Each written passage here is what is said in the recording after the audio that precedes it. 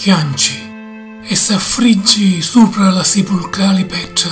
di lo Pedro che si stancò d'essere uomo, di lo lucenti Eromeos, giovane Bitinio, della zizzata capigliatura e della connescendente bellezza. Supremo imperatore e comandante, laccio di l'arcovi puri, costruttore ad corpus dello tempio di eterno eroes, della mortale carosanza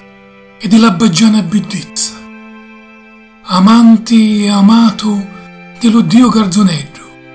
lo concubino, che è lo spirito che lo fa caroso e che è lo caroso che lo suo spirito crea. Adriano, lo spasimante che ogni lussuria e disio consuma sopra talami di carboni ardenti, alla morte d'una in sposo lo so Garzonedro,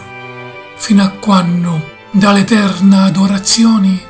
gli ignoti piaceri e gli immortali abbracci non finiscono mai di essere smisurato